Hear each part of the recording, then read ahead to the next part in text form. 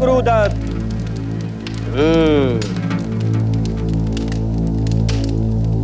बहुत बड़ी मुसीबत चल रही है प्रभु। राहु और केतु की वक्र दृष्टि व्यापार और लाभ के घर में बैठे हुए ग्रहों पर पड़ रही है। इसके कारण व्यापार में घाटा और स्वास्थ्य के खराब होने के योग है। बिल्कुल सही कहा महाराज। महाराज मेरा तो ब्लड प्रेशर भी बढ़ने लगा है। कहीं मुझे अटैक तो नहीं आ जाएगा महाराज? नक्षत्रों की ये चाल चलती रहेगी। महाराज कोई तो उपाय होगा, प्लीज कुछ कीजिए। उपाय तो है जी, और शास्त्रों में भी कहा है कि दान और पूजा से मृत्यु तक को भी टाला जा सकता है। खैर मैं कुछ करता हूँ। जी महाराज। चंद्रमा हैवी है और यहाँ मिल गया। बताइए महाराज। महाकष्टकारी योग का एक ही उपाय है बेटा। जी महाराज। आपको हरिद्वार में जाकर 50 ब्राह्मणों को भोजन करवाना होगा और ग्रह शांति की पूजा करवानी होगी, फिर सब ठीक हो जाएगा। वो तो ठीक है महाराज, पर अगर मैं घर से चली जाऊंगी तो पीछे से मेरे घर परिवार को कौन संभालेगा? हाँ, उसका भी एक रास्ता है मेरे पास। बताइए महाराज। हरिद्वार में मैं अपने भाई से कहकर विधि करवा लूंगा और पूजा मैं यहाँ संभाल लूंगा। जी बहुत अच्छा। कुल आपको 21,000 रुपए का खर्चा देना होगा बस। दे दूंगी महाराज, जितने पैसे लगेंगे उतने दे दूंगी। बस आप मुझे इस विपदा से बचा लीजिए। बस विपदा टल गई, ये समझो। हाँ धन्यवाद महाराज, आप धन्य हैं। ठीक है ठीक है। डर, भय, खौफ ये एक बहुत बड़ी शय है। गाड़ी चलाते वक्त हम संभल कर चलाते हैं क्योंकि ये डर है कहीं एक्सीडेंट ना हो जाए। घर की सुरक्षा पर पूरा ध्यान देते हैं क्योंकि खौफ है चोरी का। और सबसे बड़ा डर होता है अपने भविष्य को लेकर। इसीलिए भविष्य बूझने के लिए शास्त्र के रूप में ज्योतिष का विकास हुआ, यानी जन्म कुंडली और सितारों की चाल के अध्ययन से भविष्य की गणना। कुछ लोग इसे सत्य मानते हैं, कुछ नहीं। ज्यादातर ज्योतिष अपने ज्ञान और विवेक का पूरी श्रद्धा के साथ सही इस्तेमाल करते हैं, लेकिन यह भी सत्य है कि बहुत से ज्योतिष इसकी आड़ में धोखाधड़ी करते हैं, यानी भविष्य का झूठा डर दिखाकर लोगों को ठगते हैं और अपने लालच और स्वार्थ के लिए संगीन से संगीन अपराध तक को अंजाम दे डालते हैं।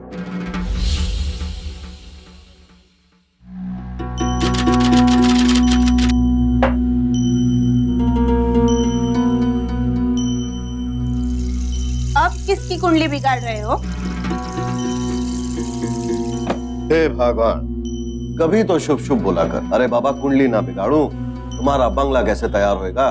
बंगला बंगला बनाते रही हो, पर पहला मारे को बनारसी साड़ी चाहिए। बहन की बेटी का ब्याह है। कितने की आवेगी? 500-700 तक? 500-700 भूल जाओ, पूरे 4,500 की आवेगी। हाँ कह देती हूँ। हे भगवान, इतने पैसे में तो हमारे बाबू सा और चाचा सा दोनों का ब्याह हो गया था। अब क्या करें? अब तो भगवान ही इच्छा पूरी करेंगे। कम ऑन पापा, आज कॉन्वोकेशन डे है, आप नहीं आओगे? बेटा डिग्री लेनी है ना, मैं अगर नहीं भी आया ना तो भी मिलेगी। कि ना कि अगर इस मीटिंग में नहीं गया तो शराब के नए ठेके वो नहीं मिलने वाले। ठेकों की कौन सी आपको कमी है? और प्रॉपर्टी का भी तो काम है, चले जाइए ना। बिजनेस अपने बच्चों की खुशियों से बड़े हो गए के। अरे बावली, आई हुई लक्ष्मी को ठुकराना नहीं चाहिए। लोग मुझे इसलिए नहीं पहचानते कि मेरे पास एक अच्छी बीवी है, 2 अच्छे अच्छे बच्चे हैं। लोग मुझे इसलिए पहचानते हैं कि करोड़पति आसामी है। सत्य वचन जजमान, सत्य वचन। महाराज महाराज प्रणाम। प्रणाम महाराज। आयुष्मान आयुष्मान। आई महाराज, आई विराजी। सत्य कहा आपने। आज दुनिया में उसी की पूछ है जिसके पास लक्ष्मी है। जी पापा, धानु काका तो आपसे छोटे हैं ना उम्र में, फिर आप उनके पाँव क्यों छूते हो? अरे पागल, पाँव उम्र के नहीं ज्ञान के पड़ते हैं। अरे छोड़िए जजमान, बच्ची है जजमान। धन्यवाद। बताइए जजमान। आज वो शराब के नए ठेकों की मीटिंग है, तो शुभ मुहूर्त बताइए ना। हाँ, एक शुभ मुहूर्त आज का दिन ना जजमान, कोई भी नया कार्य प्रारंभ करने का ये सही वक्त ना से हुक्म। शनि की अंतर्दशा लागड़ी, आप स्वयं देखो हुक्म। बिना शांति अनुष्ठान किए नया काम शुरू करना तो सही नहीं होगा जजमान। और यदि किया, सुख की जगह दुख और लाभ की जगह हानि ही प्राप्त होगी हुक्म। तो महाराज वो शांति अनुष्ठान कीजिए ना। अवश्य। कितने रुपए लगे? कुछ विशेष नहीं हुक्म, बस मात्र 5100 में हो जाएगा। जी, ये ली। क्या दानू काका, केवल आप ही हो जो पापा से आसानी से पैसे निकलवा सकते हो, वरना जो माली नहीं है उसके महीने की ना कम से कम 3 दिन की तनख्वाह काट लेते हैं पापा।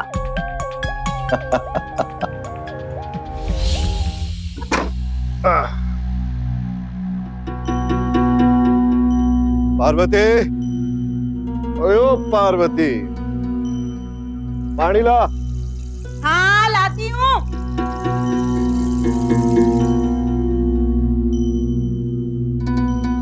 ये लो। हाँ, क्यों चिल्ला रहे हो? और हाँ, कहाँ है मेरी बनारसी साड़ी? ये ले भगवान 5100। अब जा, साड़ी भी खरीद और साथ में नया चूड़ा भी। अरे वाह, सुबह बोला और दोपहर में हाजिर। ऐसा क्या जादू किया? अरे जादू मारे हाथों में है, हाथों में। इस सारे ग्रह नक्षत्र सबको मुट्ठी में कर रखे से धनसा है, ये मुट्ठी में। बुरे ग्रहों का झूठा डर दिखाकर धोखाधड़ी करना ज्योतिष शास्त्र का दुरुपयोग ही नहीं, उसका अपमान भी। लेकिन धनसाय के लिए ये एक हथियार था। वो गाहे बगाहे भगवान दास को भविष्य का झूठा डर दिखाकर पूजा और अनुष्ठान के नाम पर उन्हें ठगता रहता। और अफसोस, दुनियादारी में माहिर भगवान दास यहाँ आकर परस्त हो जाते कि उन्हें धनसाय पर पूरा विश्वास था, और इसी बात का नाजायज फायदा धनसाय लगातार उठाता रहा।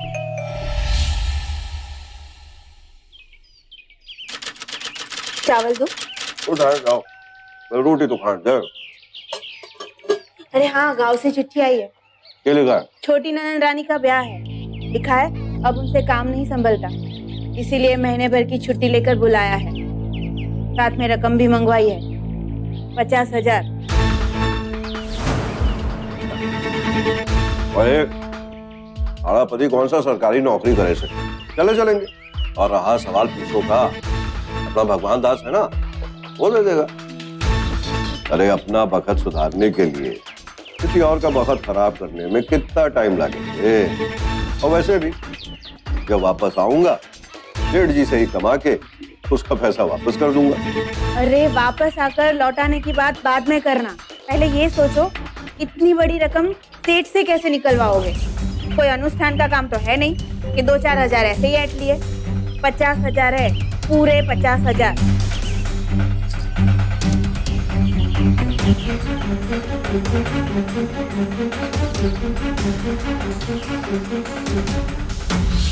महाराज अच्छी तरह से जांच लिया है ना जमीन को? व्यापार के लिए चौकी है ना? बिल्कुल। दक्षिण मुखी प्लॉट से चौखोर, 3 तरफ से खुली सड़क, आपके व्यवसाय के लिए तो उत्कृष्ट स्थान है। बस अगले महीने भूमि पूजन करा लीजिए। अगले महीने क्यों? इस महीने क्यों नहीं? अब हुकुम वो क्या है कि अब शुभ तिथि जो है वो सावन के उस पार ही है, और तब तक राहु की कुदृष्टि रहेगी वहां पर। और अब फिर हमारे गांव से भी चिट्ठी आई सी, बहन रो ब्याह है, महीना भर रहना पड़ से, इसीलिए लौट के मैं आऊंगा और फौरन आपका भूमि पूजन करा दूंगा। ठीक है महाराज, तो फिर आपके लौटने के बाद ही मुहूर्त करेंगे। अब एक अर्ज थी जजमान। अरे महाराज हुक्म करो आप। बहन के ब्याह के लिए कुछ रकम चाहिए सी, मतलब उधार, ज्यादा नहीं, यही कुछ 50,000। पर व्यापार में मारो एक सूल है, अब बगैर गारंटी के पैसा ना दूं मैं किसी को। रहने दीजिए दानू काका, यहाँ पे ना आपकी ज्योतिष विद्या भी ना चलेगी गारंटी से, क्योंकि पापा के व्यापार में लक्ष्मी के लिए सिर्फ आने का रास्ता है, जाने का नहीं, 1 वे। तो चुप कर, व्यापार के अंदर तेरी माँ को भी बोलने का अधिकार नहीं है। तेरे को जुबान खोलने के लिए किसने कहा? जा बैठ उधर। अरे हुकुम, जाने दीजिए, बच्ची है, नादान है, बिटिया है। बैठो बैठो। और रहा सवाल गारंटी का, अरे हुकुम, आपसे बेहतर मारी गारंटी कौन ले सकता है? अरे महाराज, व्यापार में आदमी की गारंटी ना चले। तो जेवर ओवर हो तो रख लो, 2% ब्याज पे रुपया मैं दे दूंगा। आप मारे से भी गारंटी लोगे हुकुम? महाराज, व्यापार में तो बाप बेटे का भी हिसाब हो गए। मजबूर बस 2 महीने की तो बात है। लो महाराज, तो फिर आप क्यों टेंशन ले रहे हो? अरे 2% ब्याज के हिसाब से 2 महीने का 2000 रुपया ही देना होगा। कोई जेवर ओवर हो तो रख दो। मारे से गिरवी रखने की बात करे जालिम आदमी। अब व्यापार में पैसा कौन छोड़े है? आप ही बताओ, क्या आप छोड़ो हो? पार्वती, ये मणि बात मान, ये थाड़े कंगन मुझको दे दे, अब मैं गिरवी रख देता हूँ। मारा कंगन? ना ना, मैं ना दूंगी। तो क्या करे? बहन का ब्याह ना करूं? ये मेरी सोनी, मेरी बात सुन। देख, एक बार गांव से वापस आ जाने दे, वादा करता हूं थाड़े से खड़े खड़े मुहूर्त के दिन 50 निकलवा लूंगा। और वैसे भी ये थाड़े कंगन मैं बेच थोड़ी रहा हूं, सिर्फ गिरवी रख रहा हूं। चल दे ये कंगन। आखिरकार धन सहाय ने अपनी पत्नी को कंगन देने के लिए राजी कर ही लिया। कंगन गिरवी रखकर उसने भगवान दास से 50,000 रुपए लिए और उसे पूरा विश्वास था कि वो भगवान दास से ही कमाकर ये गहने छुड़वा देगा। बहन की शादी निपटने के बाद वो 1 महीने के बजाय 2 महीने बाद वापस आया और वापस आते ही सीधे भगवान दास की कोठी पहुंचा। लेकिन वहां पहुंचते ही धन सहाय हैरान रह गया। हुकुम की जय। सेठानी जी, ये लीजिए। अरे मुंह मीठा कीजिए, सबका मुंह मीठा कराए। अरे मारो, बहन का ब्याह बहुत अच्छे से संपन्न हुआ, सबको खिलाइएगा। बड़ा समय लगा दिया आने में। जी हुकुम, अब इतने सालों बाद गांव गया था, पिताजी ने छोड़ा ही नहीं, और वो भी ठहरे बड़े जाने माने जोतषी। बोले कि मुहूर्त सही नहीं है। अब भला उनकी बात कैसे टाल सकता था मैं?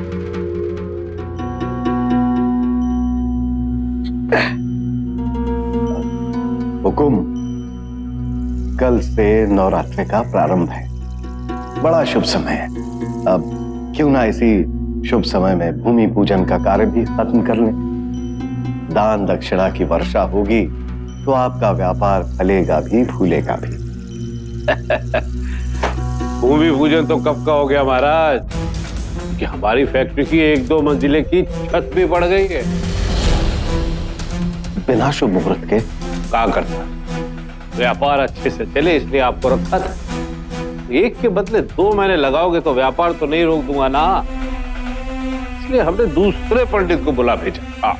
पर हुकुम, हमारी गणना के हिसाब से ये ठीक न से घोर अनर्थ हो सकता है। रोहिणी नक्षत्र में 11 के दिन लाभ चौगड़िया में भूमि पूजन हुआ है, कहां से अशुभ हुआ? आप कौन भाई? अरे ये हमारे नए पंडित जी हैं, रामेश्वर जी। हाँ, जो आपने आने में 2 महीने लगाए, बीच में बहुत जरूरत पड़ी तो हमने ये रख लिया। अरे बड़े ज्ञानी हैं ये भी, हमारी कुंडली देख के हमारे सारे परिवार के बारे में सब कुछ सत्य सत्य बता दिया। तो चले रामेश्वर जी, भाई शुभ मुहूर्त में गोदाम का उद्घाटन कर दे। चलिए सेठ जी, चल आई बधाई। किसी के लिए भी सबसे बड़ी चोट होती है उसके रोजगार पर चोट, और यही हुआ धन सहाय के साथ। उसे लगा था उसकी जगह कोई नहीं ले पाएगा, लेकिन नया ज्योतिष धन सहाय से बेहतर साबित हुआ और उसके आने के बाद धन सहाय की कमियों का कच्चा चिट्ठा भगवान दास के आगे खुलने लगा। तो मैं क्या करूं? मन ने बोला था 2 महीने में कंगन वापस दिलवा लोगे, लेकिन 2 महीने हो गए गांव से आए, अभी तक कंगन वापस नहीं दिलाए। अरे पहले 50,000 कमा तो लूं, फिर ले आऊंगा तेरे कंगन। आपको जितना कमाना था आप कमा चुके।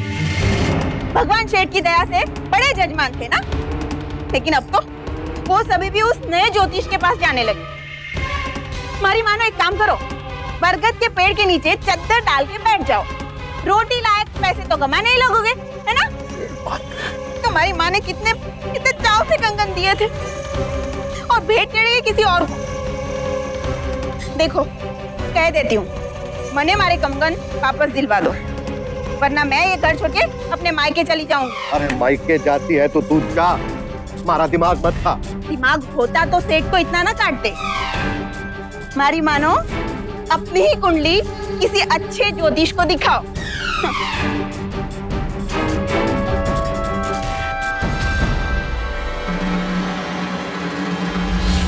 ठीक से दबा, यहाँ दबा, इधर। आनंद आ। हुकुम की जय हो।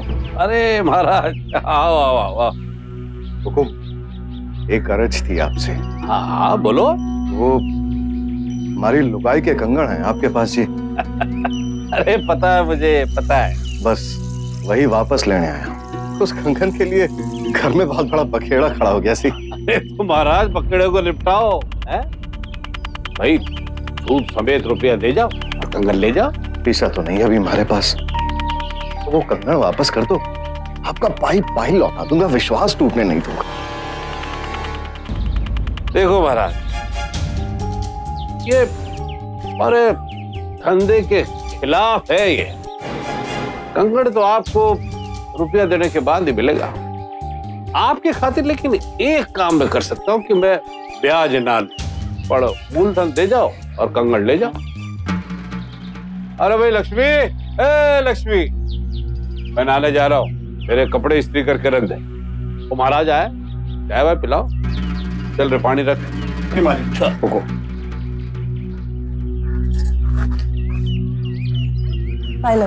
जीती रहो। आप बैठिए, मैं आपके लिए चाय बनाती हूँ। ना सेठानी जी ना, अब तो थाड़े घर से हमारा दाना पानी उठ गया। इन्होंने नया ज्योतिषी रख लिया है। पता है सेठानी जी, कपटी है वो, कपटी है जो हमारे सेठ जी को लूट रहा है। अब तो जो प्रभु की इच्छा, एक बार ठोकर खाएंगे तो खुद ही संभल जाएंगे। सेठानी जी, एक गरज है मणि, आप सेठ जी से कह के हमारे गहने लौटा दो सेठानी जी। बड़ा उपकार होगा आपका सेठानी जी, बड़ा उपकार होगा। मैं अच्छा हूँ बेटिया। आप तो जानो हो महाराज, इनके मामले में बात करने से मुझे साफ मनाही है। पार्वती ने बड़ा जीना हराम कर रखा है घर में। सेठानी जी, आप मेरे खातिर एक काम करो, आप वो पैसे मेरे को दे दो, मैं सेठ जी को वापस कर देता हूँ और आपको वो सारे पैसे में धीरे धीरे करके चुका दूंगा। तो जानते हो ना काका, पैसे तक पिताजी के पास रहते और मेरा बस चलता तो मैं इस घर में किसी भी ज्योतिष का आना ही बंद करवा देती। वैसे भी इंसान को अपने पर और अपने भगवान पर भरोसा होना चाहिए, नक्षत्र पर नहीं। नमस्ते।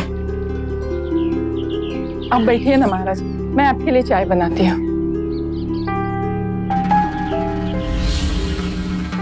ज्योतिषी का काम मुंह बोले बढ़ता है। एक व्यक्ति ने किसी ज्योतिषी की तारीफ की तो 100 लोग उसके पास खींचे चले आते हैं। वहीं एक शख्स की असंतुष्टि कईयों के पांव वहां से खींच भी लेती है। यही हुआ भगवान दास की वजह से धन सहाय के साथ।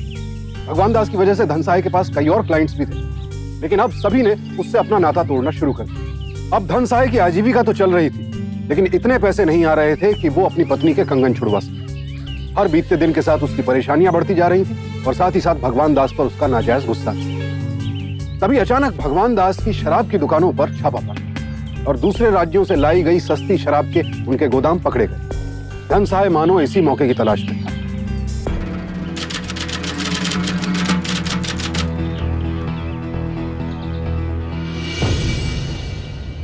मशहूर उद्योगपति भगवान दास के शराब के ठेकों पर छापा।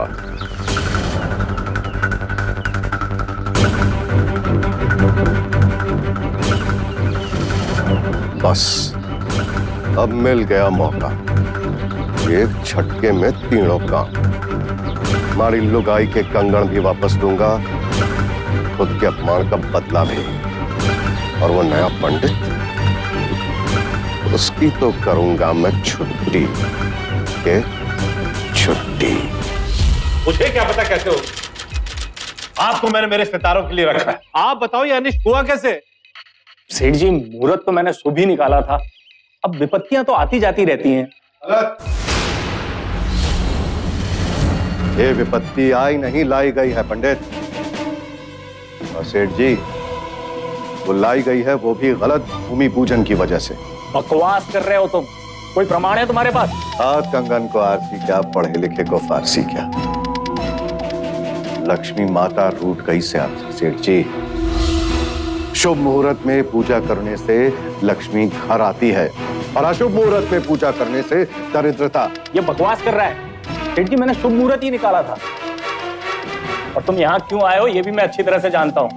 सेठ जी ये यहाँ इसलिए आया है ताकि आप इसको वापस काम पे रख लो। अरे एक बार दरवाजे से निकलने के बाद ये दान सहाय तो असली भगवान के घर भी ना जाए।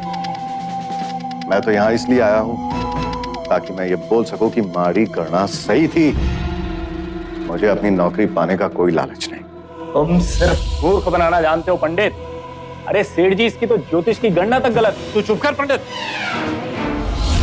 तेरी गणना अगर सही होती तो नुकसान ही क्यों हुआ है? महाराज, मैंने हमारी गलती को बहुत पश्चाताप है। मैंने बचा लो महाराज, बचा लो। क्यों सेठ जी, पूजा करा लीजिए नए पंडित से। कराया था ना आपने? हाँ, अरे तू खड़ा खड़ा मुंडो का ही देख रहे हो। निकल निकल तू निकल। महाराज कोई तो रास्ता होएगा महाराज। रास्ता तो है जजमान, पर मारी विद्या पर अविश्वास करके तन्ने मारो दिल तोड़ दिया सेठ जी। गलती हो गई महाराज, गलती हो गई, बहुत बड़ी गलती हो गई। है तुम्हारा बरसों पुराना सलाहकार हो, कोई तो रास्ता बताओ, कोई उपाय बताओ महाराज। अशुभ मुहूर्त में पूजन करने से दरिद्रता प्रवेश कर चुकी है यहाँ पर। उस दरिद्रता को बाहर निकालना पड़ेगा। उपाय है, लक्ष्मी का स्वरूप होता है सोना सेठ जी, और आपको 1 घंटे के लिए मंदिर में सोना चढ़ाना पड़ेगा। दैवीय संग से कुलक्ष्मी अपने आप निकल जाएगी और आप मुक्त हो जाओगे सेठ जी। मैं तैयार हूं महाराज। पर याद रहे सेठ जी, ये क्रिया अर्धरात्रि को ही संपन्न करनी होगी, और वो भी मां काली के मंदिर में। और आपको अकेले आना पड़ेगा। जरूर आऊंगा महाराज। आप अनुष्ठान की तैयारी कीजिए, मैं आ रहा हूं। एक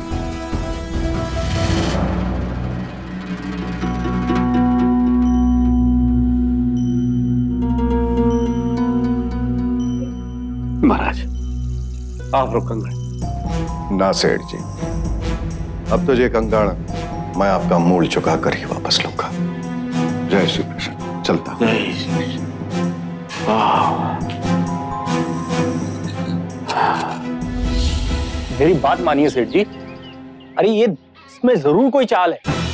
अरे शास्त्रों में ऐसा कोई अनुष्ठान होता ही नहीं है। ये दान सहाय सिर्फ आपसे रकम ऐंठना चाहता है। तू चुप कर पंडित। अगर ऐसा होता ना तो ये तो इतने कीमती कंगन ये मुफ्त में जो मिल रहे थे छोड़ के नहीं जाता वो। अच्छा सेठ जी, एक काम कीजिए, आप मुझे साथ ले चलिए। दूध का दूध और पानी का पानी हो जाएगा। और वैसे भी इतने जेवर लेके जाना अकेले ठीक नहीं है। ठीक है, और अपनी आंखों से देखना दान सहाय का पराक्रम। चल।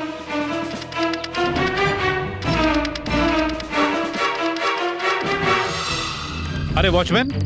हाँ साहब। सुनो, रिया मैम सब आए तो उनसे कहना हम लोग पूजा के लिए गए। ठीक है साहब। और 1 बजे तक लौट आएंगे, समझे? ठीक है साहब। चलो बैठो बैठो, जल्दी बैठो।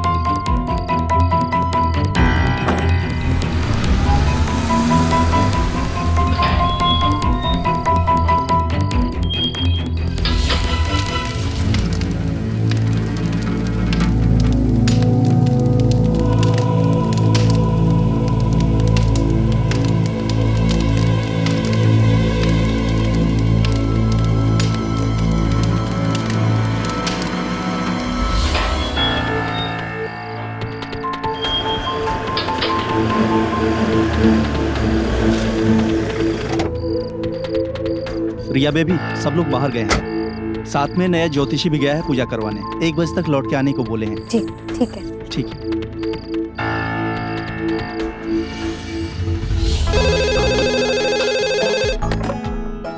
हेलो। कौन? रिया बिटिया? बेटा धाणु काका बोल रहा हूँ, जरा अपने पापा को फोन देना। पापा तो नए ज्योतिष के साथ किसी पूजा पे गए कुछ 1 घंटे पहले। क्या पूजा पर? अरे पर धाणु पापा तो मेरे घर ही आने वाले थे पूजा के लिए। और मैंने फोन इसीलिए किया था कि 1 घंटा हो गया अभी तक नहीं पहुंचे। What? आप यहाँ नहीं आए तो कहाँ जा सकते हैं? बेटा कोई अनहोनी ना हो जाए। जेवर लेके निकले थे वो।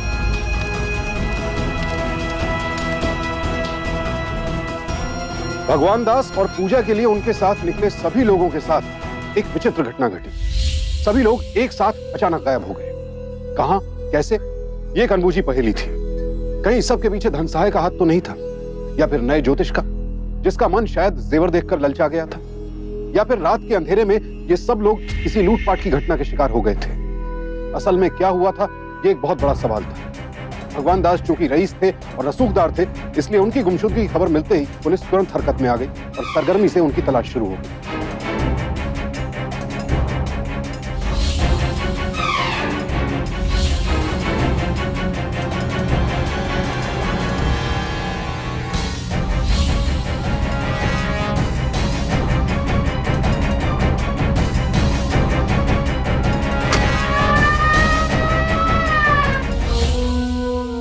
I don't want to listen any excuse. 4 लोग इसी शहर में कुछ 20 लाख के गहनों के साथ लापता हो गए और आप कुछ नहीं कर पा रहे हो। सवाल उठ रहे हैं हम पर। Sir we did everything. हमने हर जगह पे पूछताछ की, तहकीकात की, लेकिन अब तक कोई ठोस सबूत हमारे हाथ में नहीं लगा। यहां तक कि उनकी गाड़ी उनके घर से कुछ 2 किलोमीटर की दूरी पर पाई गई। ये तो शक है कहीं ये खाना बदोश डकैतों का काम ना हो। और ये किडनैपिंग नहीं हो सकती सर, क्योंकि अगर ये किडनैपिंग होती तो अब तक रैंसम के लिए फोन आ चुका होता। मुझे तो डर है कहीं उनकी हत्या ना की गई हो। अगर हत्या कर दी है तो लाश कहां है, मालूम करो। जी सर। भगवान दास और उनके साथ निकले सभी लोगों को गायब हुए पूरा 1 महीना बीत चुका था, लेकिन पुलिस अब तक कुछ पता नहीं लगा पाई थी। तफ्तीश के दौरान उन सब की हत्या की आशंका भी जताई जा रही थी, लेकिन अगर ऐसा था तो अब तक किसी की भी लाश का पता क्यों नहीं चला था? ना कोई सबूत, ना कोई सुराग। ऐसे में रिया बेहद परेशान थी। उसका तो पूरा परिवार एक झटके में गायब हो गया था।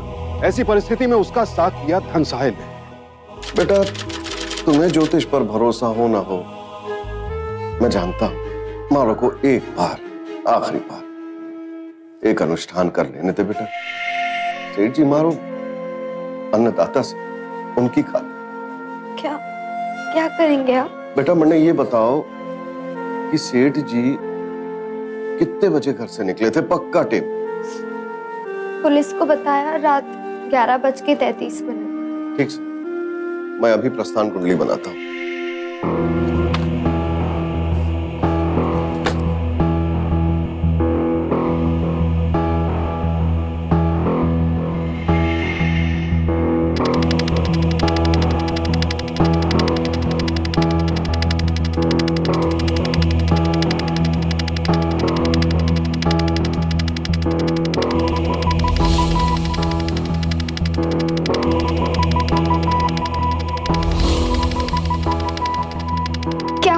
काका? घोर संकट बेटा,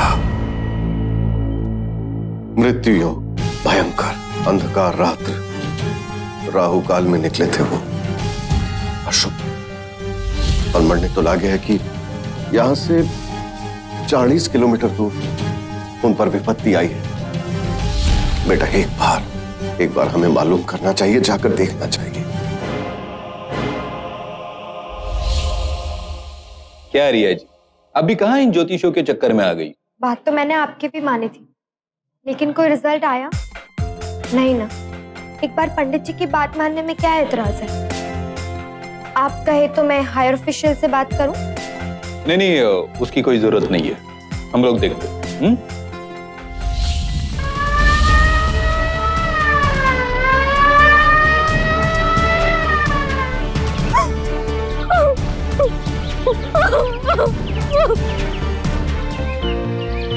ना, संभाल को। जो होना था वो तो हो गया। राहु काल में निकले थे अपने सेठ जी। ईश्वरन की आत्मा को शांति दे। ये बेहद चौंकाने वाली बात। भगवान दास, उनकी पत्नी लक्ष्मी और उनके बेटे राहुल की लाशें उसी इलाके से बरामद हुई जिसका आकलन धनसहाय ने किया था, लेकिन नए पंडित रामेश्वर का कुछ अता पता नहीं था। पुलिस ने भी अब यह मान लिया था कि जेवरों के लालच में रामेश्वर ने ही ये हत्याएं की हैं और अब वो फरार हो गया है। पुलिस ने रामेश्वर को ढूंढने का भरसक प्रयास किया, लेकिन कहीं से कोई सुराग नहीं मिला।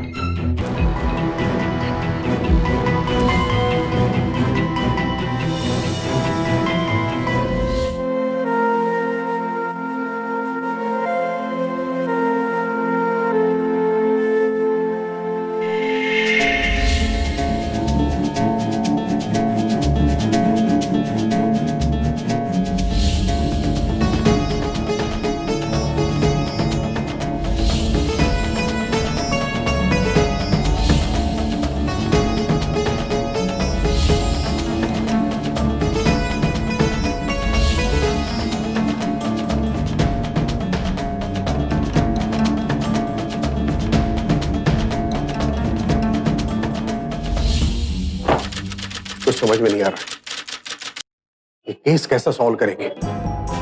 दिन ब दिन प्रेशर बढ़ते जा रहा है। अगर जल्दी से हम इस केस को सॉल्व नहीं कर पाए ना तो ऊपर वालों को जवाब देना पड़ेगा। ये छोटा सा केस हमसे सॉल्व नहीं हो रहा है, समझ में नहीं आता मुझे।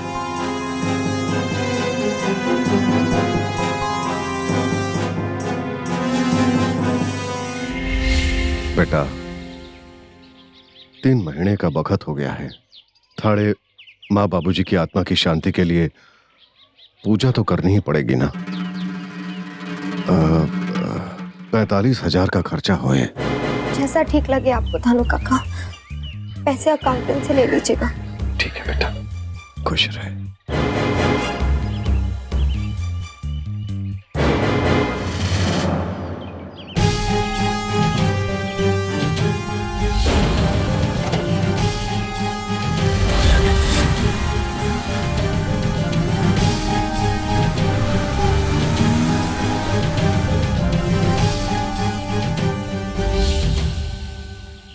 मुझे लगता है ये फाइल अभी बंद कर देनी चाहिए। सर लेकिन इस चीज के लिए तो हमें उनकी परमिशन ले।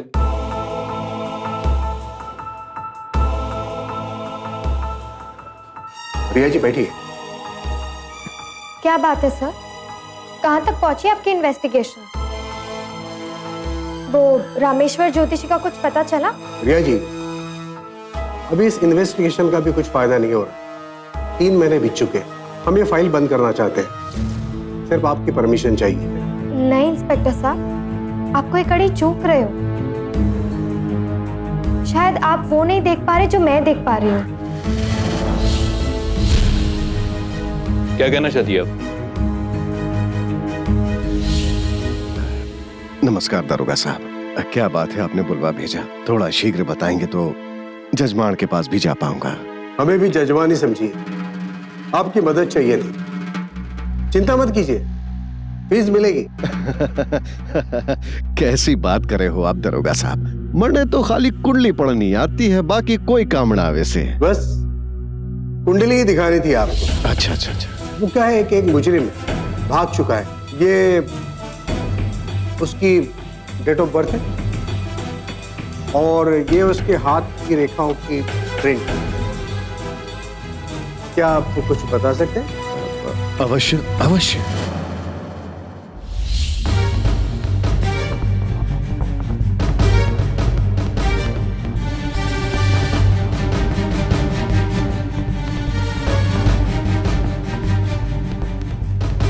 शिव शिव शिव शिव शिव शिव। अनर्थ दरोगा साहब, अनर्थ। ये क्या? अरे ये तो ये महापापी है, हत्यारा है ये। इसकी रेखाओं में तो हत्या का योग है। ये देखिए, ये दरोगा साहब आप इसे नहीं पकड़ पाओगे।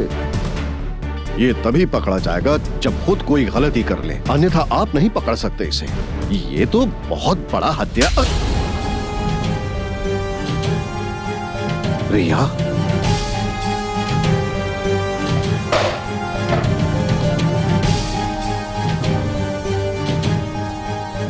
बैठ जाओ पंडित जी। बेटी, इसमें माड़ा कोई दोष नहीं है। ये सब तो मेरी कोई गलती नहीं है बेटा। शीशे में जाके देख, अपने गाल पर पड़े हाथ की रेखाओं को और इन रेखाओं को मिला एक ही है। वो डेट ऑफ बर्थ जाली है और जिस कातिल के बारे में तुम बात कर रहे हो ना, वो मैं हूँ।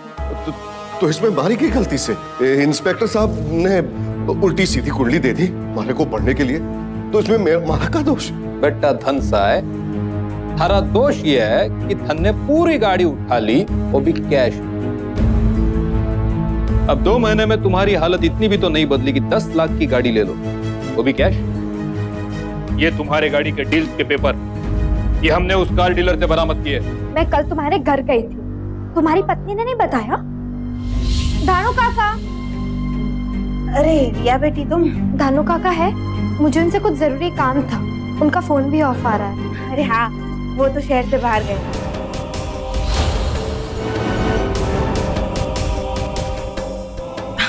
आते वक्त देर हो जाएगी। जी शुक्रिया। जो कंगन तुमने मेरे पिताजी के पास गिरवी रखे वो तुम्हारी पत्नी के पास कैसे आए? अब सच सच बताओ, तुमने मेरे माँ बाप और भाई के साथ क्या किया? वरना ये जो हाथ की रेखा है ना, उनमें सच में हत्या का योग आ जाएगा। बता क्या किया?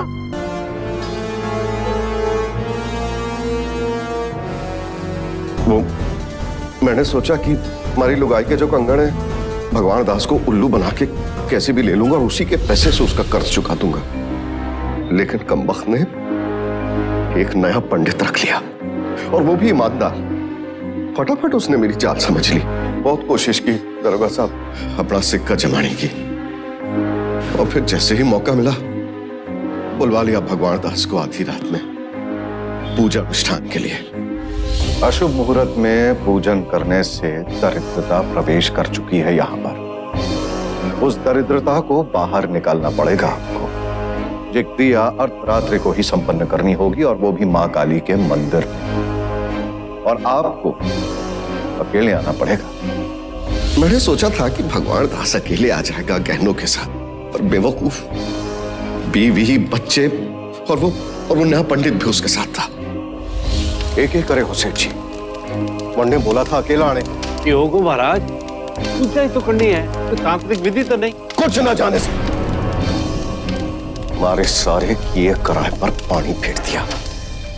ये तूने ठीक ना किया सेठ, ठीक ना किया सेठ। उस वक्त मारो को कुछ न सूझता आपका साथ, दोबारा ऐसा मौका नहीं मिलता। क्योंकि अगर भगवान दास को यह पता चल जाता कि मैंने झूठे अनुष्ठान के लिए उसको वहां पर बुलवाया है तो वो मुझे कहीं का ना छोड़ता दरोगा साहब। इसलिए मैंने उसको नहीं छोड़ा।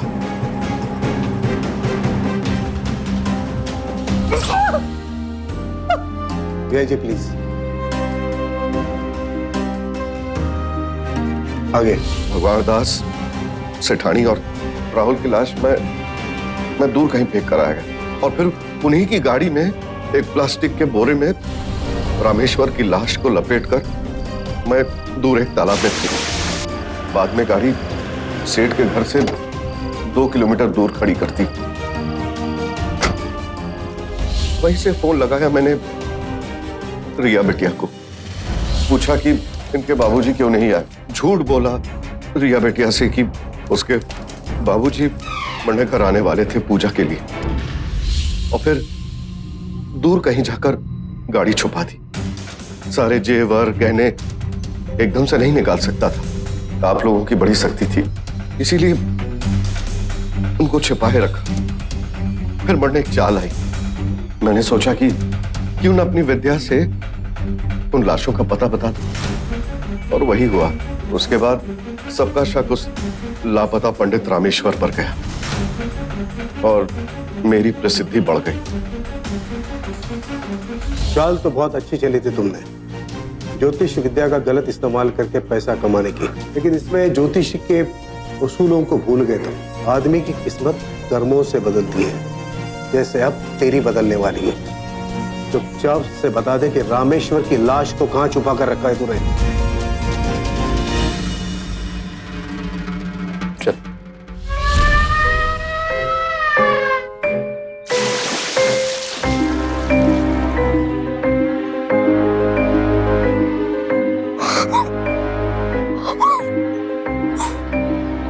मैंने माफ करते रिया बेटा। धन साय की इस करतूत से ज्योतिष शास्त्र शर्मिंदा हुआ, लेकिन सभी ज्योतिषी ऐसे नहीं होते। अधिकतर अपना काम पूरी ईमानदारी और लगन के साथ करते हैं, लेकिन धन साय जैसे कुछ लोग मारते हैं अपने ही पेशे के मुंह पर तमाचा। लालच और बदले की आग ने धन साय को ज्योतिषी से एक खूंखार अपराधी बना दिया है। हत्या जैसे संगीन अपराध के लिए धन साय को आईपीसी की धारा 302 के तहत उम्र कैद की सजा सुनाई गई। साथ ही साथ धारा 392 के तहत लूटपाट और साक्ष्यों में हेर फेर का अपराधी मानते हुए 10 साल की सजा अलग से सुनाई गई। सबक ले धन साय जैसे लोग, क्योंकि लालच और हेरा फेरी का अंतिम पड़ाव जेल की 4 दीवारी ही है। और सावधान हो जाएं भगवान दास जैसे लोग, जो विश्वास और अंधविश्वास के बीच फर्क नहीं समझते। याद रखिए, कर्म प्रधान वर्तमान ही सुखद भविष्य के द्वार खोलता है। इसीलिए बुरे वक्त का सामना अपनी समझदारी और विवेक से कीजिए, संघर्ष के साथ कीजिए, क्योंकि विज्ञान और अज्ञान के बीच बहुत बारीक अंतर है। इसी उम्मीद के साथ अब मैं सुशांत सिंह आपसे विदा लेता हूं। फिर मुलाकात होगी ऐसी ही एक और सत्य घटना के साथ। देखते रहें सावधान इंडिया, इंडिया फाइट्स बैक। तो सावधान